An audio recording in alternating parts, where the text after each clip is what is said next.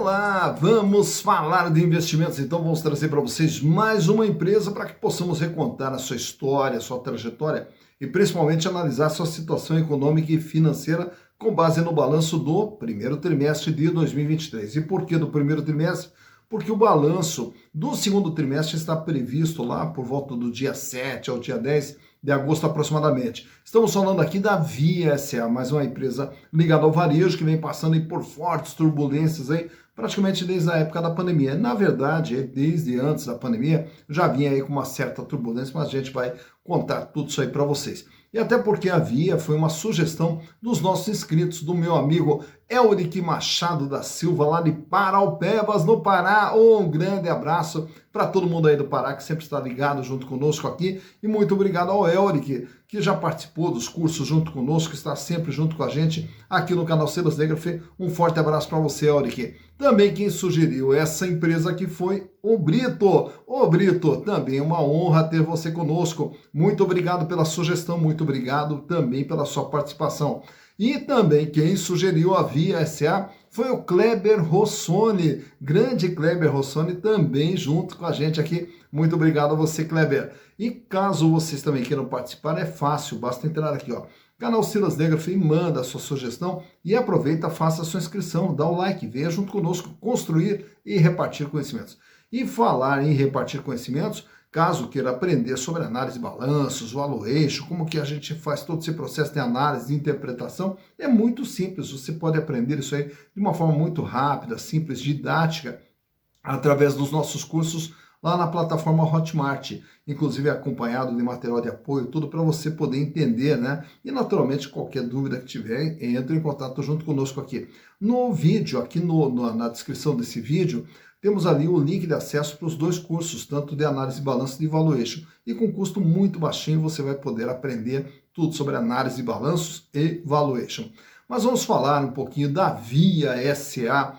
E a Via SA nós podemos falar de diversos ângulos, né? Podemos começar falando da Ponto Frio até chegar na Via, ou então a gente pode chegar vindo pela Casas Bahia até chegar na Via. Enfim, os dois caminhos levam ao mesmo lugar. Mas vamos começar falando sobre as Casas Bahia, né? Então, como que toda essa história acontece? E é uma história fascinante, né? Que começa lá em 1952, quando um imigrante polonês, o seu Samuel Klein, vem para o Brasil, que depois de fugir ali da Segunda Guerra Mundial, de ter permanecido em campos de concentração, consegue escapar e aí vem tentar a vida aqui no Brasil. E como todo imigrante que vem para o Brasil ali praticamente sem nada, ali tentar a vida, qual que é o caminho deles? É através do comércio. E aí o seu Samuel Klein começa a exercer o comércio através de comprar produtos, isso aí vendendo de porta em porta. E aí na sequência ele compra uma charrete, e daí nessa charrete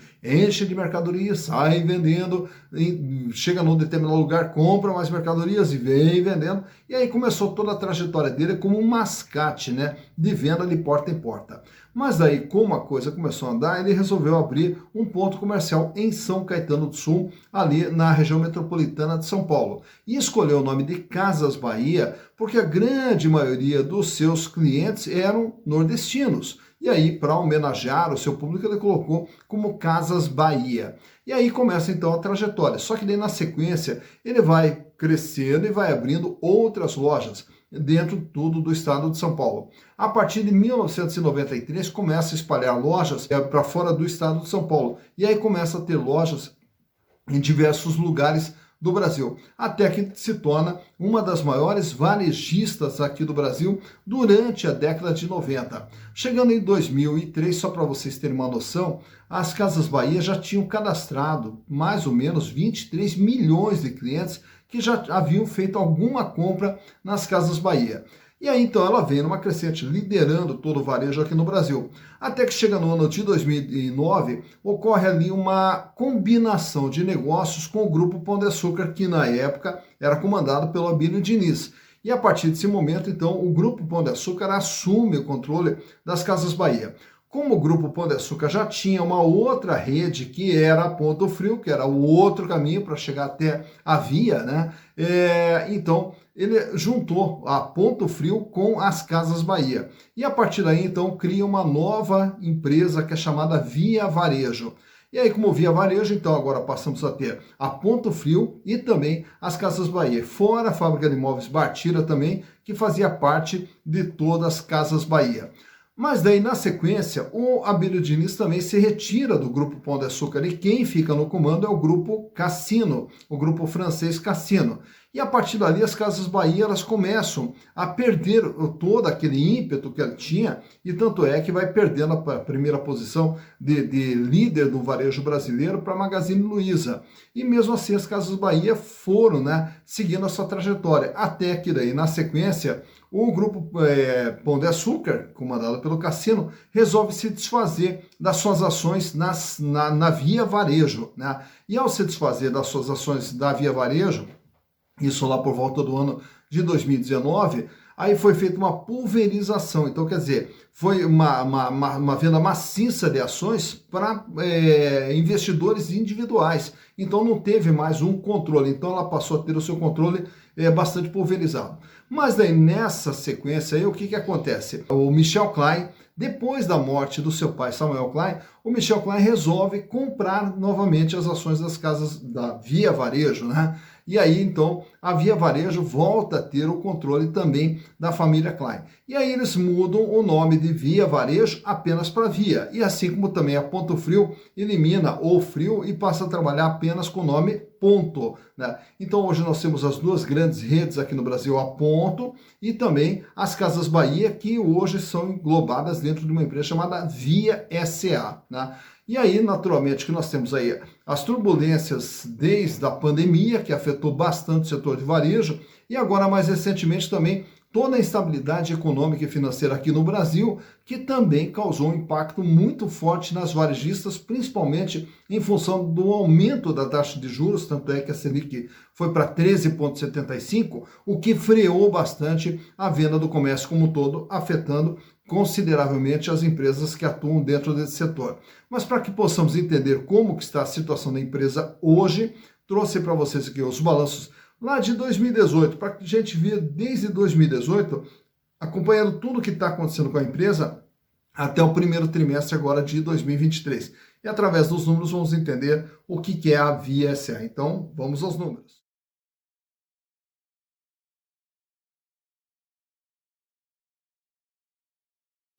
Bem, aqui estamos então com as demonstrações contábeis da Via SA e como eu falei para vocês, eu trouxe aqui um período maior, né, desde 2018, 2019, 20, 21, 22 e agora março de 2023. E dentro desse espaço de tempo todo, vamos entender o que vem acontecendo com a empresa. A começar lá pelo ano de 2018, quando a empresa tinha um patrimônio total de 24 bilhões 676 milhões de reais. E desse patrimônio aqui, a maior parte está aqui, ó, dentro do capital de giro, no ativo circulante, que são os recursos que a empresa movimenta para poder gerar receita e, consequentemente, resultados. E o ativo circulante lá em 2018 era de 13 bilhões 552 milhões. A empresa fecha lá 2018 com 3 bilhões e 700 em caixa, dinheiro em caixa, banco aplicação. 3 bilhões e 700 também em contas a receber e 4 bilhões e 700 em estoques. Ao entrar em 2019, a empresa encolhe aqui um pouquinho, ela vai para 24 bilhões 424 milhões de reais. E o capital de giro diminui para 12.452. O volume de dinheiro em caixa cai para 1 bilhão e 300, aumenta o contas a receber para 5 bilhões e 100 e os estoques aqui uma pequena queda fechando em 4 bilhões 565. Ao entrar 2020, aí é o ano da pandemia, por isso que eu falo para vocês da questão da pandemia, o quanto isso impactou, então vamos ver o que impactou. De 24, a empresa aumenta para 33 bilhões, e esse aumento se dá justamente no capital de giro, que vai para 19 bilhões de reais, 58,2% a representatividade em relação ao ativo total. O volume de dinheiro em caixa aumenta para 2 bilhões e 900, também um aumento no contas a receber para 7.900 e os estoques que também aumentam para 6 bilhões 176. Passando a pandemia, ou ali até em 2021, nós ainda vivendo de alguns períodos ali, né, de fechamento de shopping, aquela história toda, aí o ativo total vai para 35.340 e o capital de giro recua para 18.464, o volume de caixa cai para 1.781, diminui também o conto CCB para 6.900, porém os estoques agora são de 7.152 milhões. Ao entrar 2022, praticamente uma estabilidade, 35.574, com o capital de giro fechando em 17.123, 2 bilhões e 19 a posição de caixa, 6 bilhões 595 o conto CCB e 5 bilhões e 500 os estoques, isso em 2022. E agora em março de 2023, ela tem aqui um encolhimento, ela cai para 34.253, com a diminuição do capital de giro, do ativo circulante, que fecha em 15 bilhões, reduz o volume de caixa para 1 bilhão e 50, também uma queda no conto CCB para 4.843 e um aumento nos estoques que agora fecha em 6.501. Tá? Então o que eu quero mostrar para vocês até com base em todo esse período aqui. 2018, 24, 2019, 24, vai para 33, vai para 35 e praticamente fica estável aqui, até com uma queda agora para 34.253, o tamanho da empresa. Olhando o endividamento durante esse período aqui, as dívidas da Via, né, ela era de 15 bilhões no curto prazo e de 7 bilhões e 300 no longo prazo, totalizando 22 bilhões 677 milhões, olha só, 22.677 milhões lá em 2018, com 91,9% o endividamento da empresa. Ao entrar 2019, o endividamento ele vai para 23 bilhões 846 com um peso de 97,6%. Então reparem que ao entrar na pandemia, a empresa entrou extremamente endividada com apenas 2,4% de capital próprio. Já durante a pandemia, a dívida até sobe para 27 bilhões 077. Porém, nós temos aqui uma queda no peso da dívida que cai para 81,9% e isso tudo em função do quê? De aumento de capital que aumenta o patrimônio líquido para 5 bilhões 979 milhões de reais. Passando a pandemia, em 2021, a dívida total é de 29.703 e sobe para 84%. E reparem que aqui ela começa a registrar prejuízos acumulados. Em 2022, a dívida de 30 bilhões 290, 85,1% o peso da dívida. E agora esse ano a dívida cai para 29 bilhões 189, porém o peso dela permanece estável em 85%.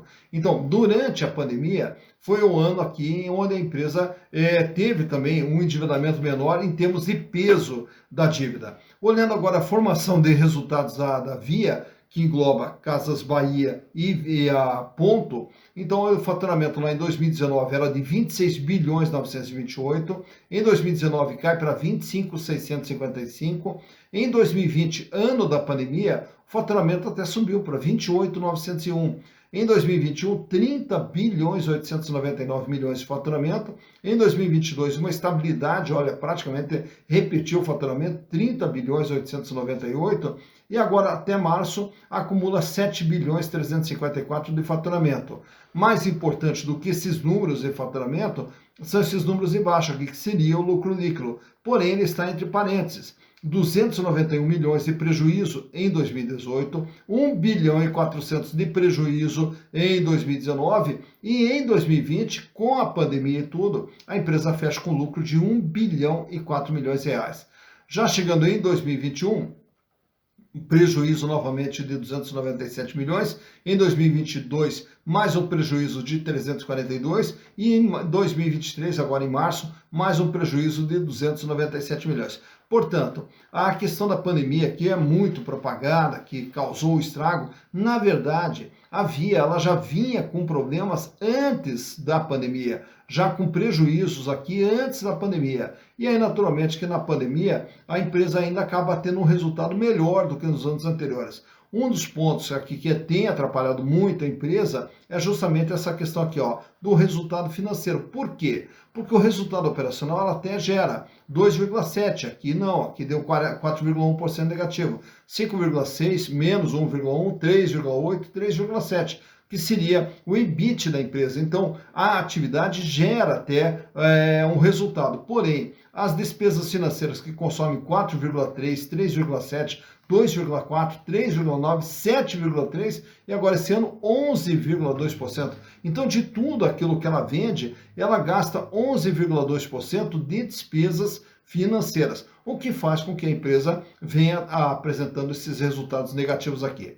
Mas o que eu quero trazer para vocês aqui, ao invés do gráfico, eu vou trazer até exposto os números aqui para que a gente possa acompanhar a evolução. A liquidez geral, que é esse item aqui, ele mede a capacidade de pagamento das dívidas de curto, médio e longo prazo. Para cada R$ de dívida, quanto que a empresa dispõe de recursos. Ele sai com 0,81, cai para 0,76, vai para 0,99, cai para 0,94, 0,93, 0,92. Isso quer dizer o quê? Para cada R$ de dívida que vence no curto, médio e longo prazo, a empresa dispõe de apenas 92 centavos, razão pela qual não tem recursos para fazer frente ao seu endividamento. Mas, como grande parte das dívidas é de longo prazo, nós olhamos então a liquidez corrente. Na liquidez corrente, que mede a capacidade de pagamento do dia a dia, esse índice sai com 0,88, cai para 0,79, sobe para 1,04, cai para 0,99, 0,87 e 0,80. Mostrando que, para cada R$ de dívida que vence no dia a dia, a Via tem apenas 80 centavos, razão pela qual ela tem uma dificuldade para pagar suas contas em dia. Para cada R$ de dívida, ela só tem 80 centavos. Então, ela tem que correr atrás de dinheiro para fazer frente ao seu endividamento, mostrando que a situação financeira da empresa ela é uma situação de aperto monetário, aperto financeiro. Já o endividamento, que mede o tamanho da dívida em relação ao patrimônio, que era de 91,9, vai para 97,6, cai para 81,9, 84,05, 85,15 e 85,22. Então, de tudo que a Via tem, ela deve 85,22%. Já a margem líquida é quanto que ela ganha em relação àquilo que ela vende. Está entre parênteses, quer dizer, ela perde 1,08% em 2018, perde 5,59% em 2019, aí na época da pandemia ela ainda trabalhou com uma margem positiva de 3,47%, e aí na sequência essas margens ficaram todas negativas, 0,96%, 1,11% e 4,04%.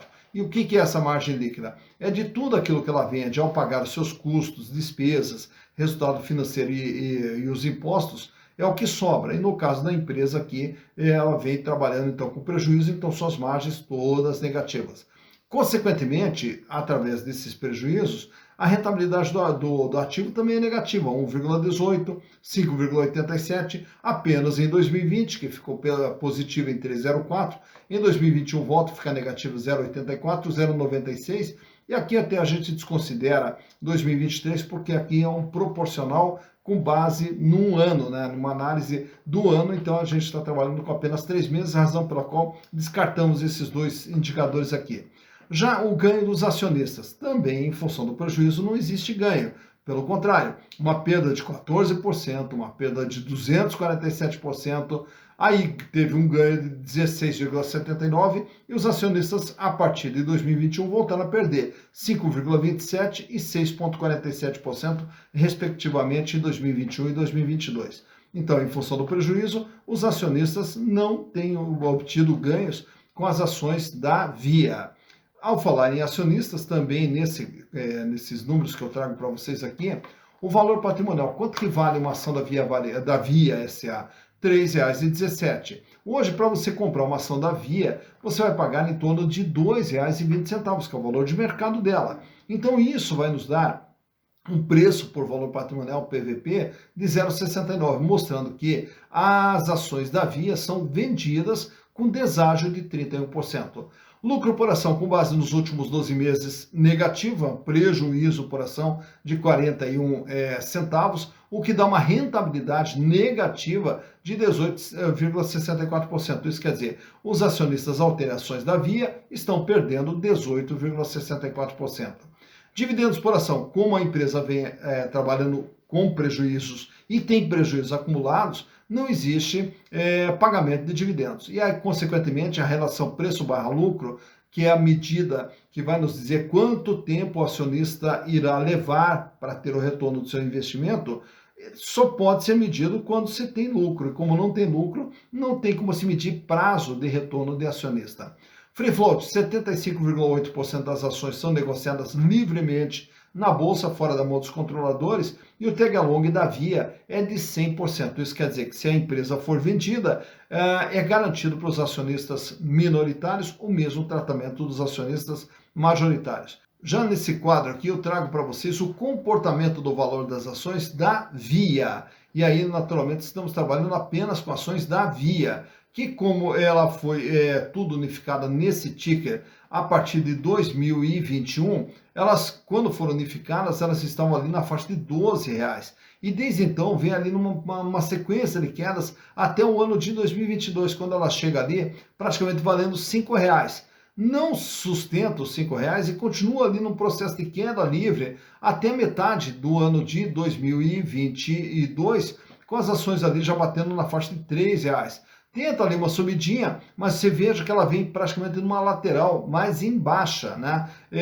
Praticamente cotada ali na faixa de 2,50, 2,60. E agora, ao entrar em 2023, ela ainda apresenta mais uma pequena queda até o dia 21 de julho, quando dá captura das informações para a gravação desse vídeo, com as ações cotadas a R$2,02. Então vejam como que vem se comportando o valor das ações numa queda constante, desde o momento que ela foi unificada como Via 3. Então está aqui o comportamento do valor das ações da Via, onde você vai poder observar quando que elas tiveram maior valor. Mais uma empresa analisada, Via SA, que é uma empresa que também sempre é bastante sugerida aqui no canal, até porque é uma empresa significativa aqui dentro do setor de varejo, né? E naturalmente, que como eu falei para vocês, o varejo hoje vem passando aí por diversas dificuldades em função da elevação de juros. E por que isso? Porque quando ocorre a elevação dos juros,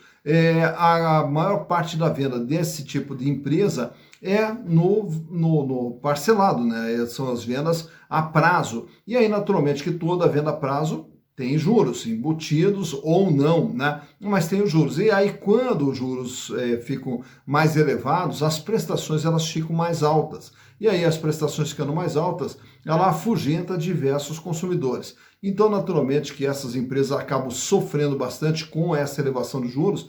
E a expectativa agora é que com o programa Desenrola, onde pretende-se limpar o nome de diversas, né, de milhares de pessoas que estão endividadas aqui no Brasil, então com isso dá capacidade de compra de volta para essas pessoas. E também com a possibilidade de, na sequência, nós temos aqui uma redução na taxa de juros, também pode favorecer esse tipo de empresa. Mas aí nós estamos trabalhando tudo com questões de hipóteses. E a ideia do canal Silas Degraf não é trabalhar com a hipótese do que possa ocorrer, mas sim com base naquilo que é a empresa no momento aqui, né? E aí para isso que a gente traz aí todas essas informações para vocês, para fundamentar a todos no processo de decisão na hora de comprar ou de vender uma ação, então para você saber exatamente o que você está comprando, como que está a situação dessa empresa. Porque uma empresa, primeiro passo, ela tem que ser lucrativa. Segundo, ela não pode ser muito endividada. E terceiro passo, ela tem que estar bem financeiramente. Para quê? Para poder continuar crescendo,